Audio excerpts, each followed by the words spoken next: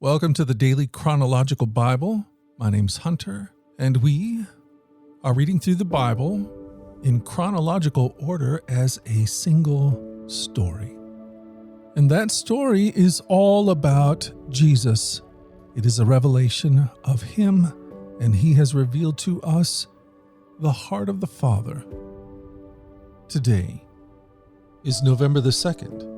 We are reading portions of Mark chapters 14 and 15, Matthew 26 and 27, and Luke 22. We're reading from the New Living Translation. This is the word of the Lord. Mark 14, starting in verse 53. They took Jesus to the high priest's home where the leading priests, the elders, and the teachers of religious law had gathered. Meanwhile, Peter followed at a distance and went right into the high priest's courtyard. There he sat with the guards, warming himself by the fire. Inside, the leading priests and the entire high council were trying to find evidence against Jesus so that they could put him to death, but they couldn't find any. Many false witnesses spoke against him, but they contradicted each other. Finally, some men stood up and gave this false testimony. "We heard him say, 'I will destroy this temple made with human hands, and in 3 days I'll build another made without human hands.'" But even then they didn't get their story straight.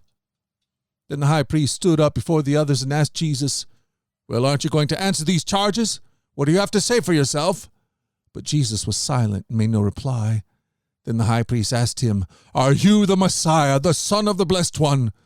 Jesus said, "I am. And you will see the Son of Man seated in the place of power at God's right hand and coming on the clouds of heaven." Then the high priest tore his clothing to show his horror and said, "Why do we need other witnesses? You've all heard this blasphemy.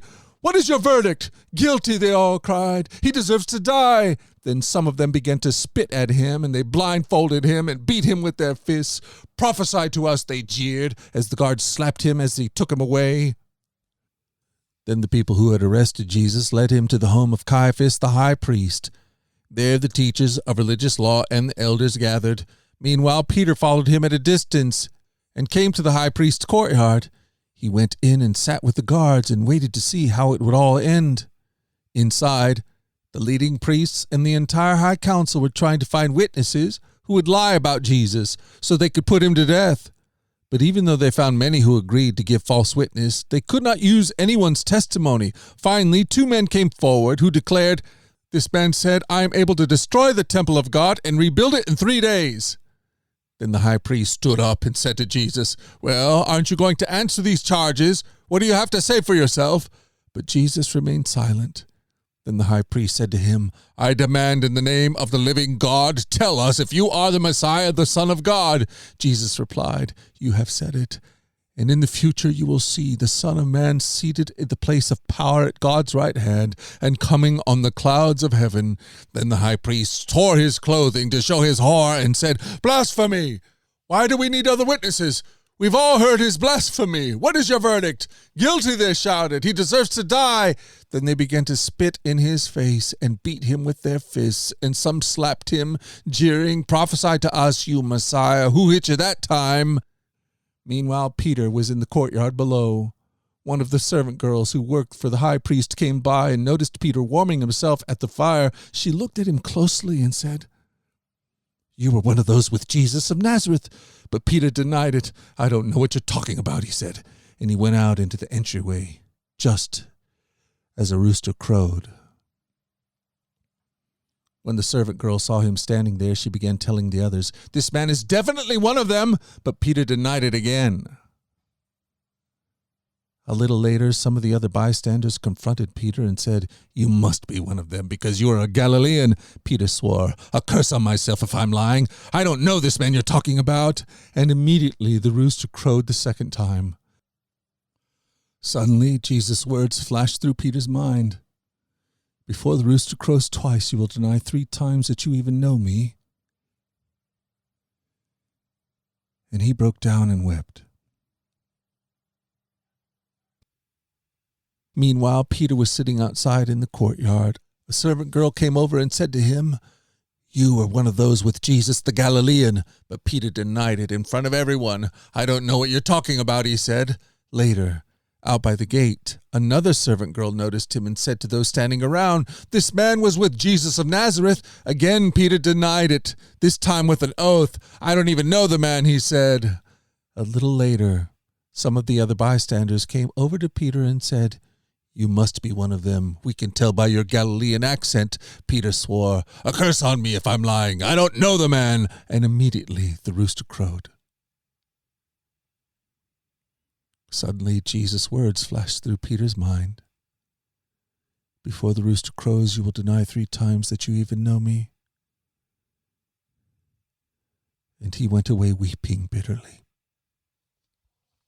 So they arrested him and led him to the high priest's home, and Peter followed at a distance. The guards lit a fire in the middle of the courtyard and sat around it, and Peter joined them there. A servant girl noticed him in the firelight and began staring at him. Finally, she said, "This man is one of Jesus' followers." But he denied it. "Woman," he said, "I don't even know him." After a while, someone else looked at him and said, "You must be one of them." "No, man, I am not," Peter retorted. About an hour later, someone else insisted, "This must be one of them, because he's a Galilean too." But Peter said, "Man, I don't know what you're talking about." And immediately, while he was still speaking, the rooster crowed. At that moment, the Lord turned and looked at Peter. Suddenly, the Lord's words flashed through Peter's mind. "Before the rooster crows tomorrow morning, you will deny 3 times that you even know me." And Peter left the courtyard, weeping bitterly. Meanwhile, as Simon Peter was standing by the fire warming himself, they asked him again, "You're not one of his disciples, are you?" He denied it, saying, "No, I am not." But one of the household slaves of the high priest, a relative of the man whose ear Peter had cut off, asked, "Didn't I see you out there in the olive grove with Jesus?" Again Peter denied it, and immediately a rooster crowed. Mark 15. Very early in the morning, the leading priests, the elders, and the teachers of religious law, the entire high council, met to discuss their next steps. They bound Jesus, led him away, and took him to Pilate, the Roman governor. Matthew 27. Very early in the morning, leading priests and the elders of the people met again to lay plans for putting Jesus to death.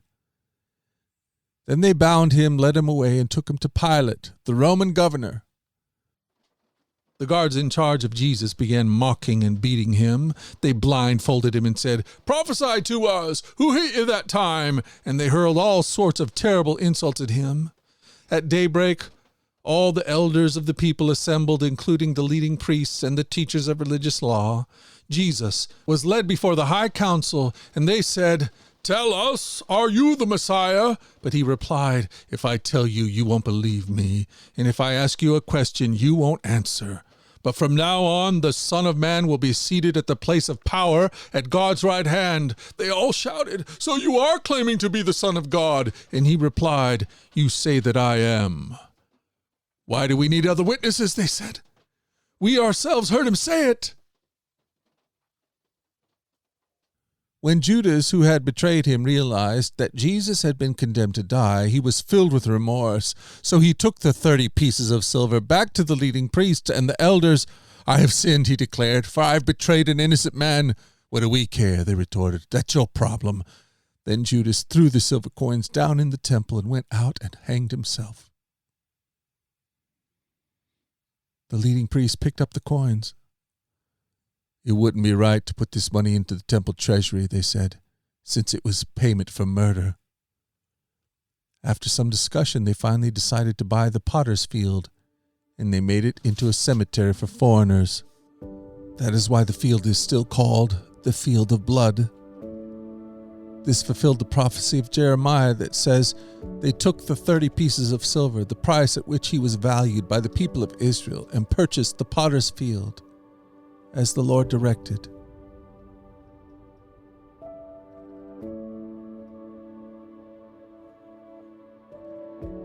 Thank you for joining us at the Daily Chronological Bible. You can find the specifics of our reading plan in the 1-year Chronological Bible published by Tyndall Press. And discover more about our other podcasts at dailyradiobible.com. where people from all around the world come to join us in this journey through the Scriptures, where we allow the Scriptures to point us to the God who is love, the God revealed to us fully in Jesus. Again, that website is dailyradiobible.com. Subscribe or follow wherever you get your podcasts. Until tomorrow, let's go forward in God's joy. Let's let His joy be our strength. And let us always remember this, that you are loved. No doubt about it. Alrighty, I'll talk to you again tomorrow. Bye-bye.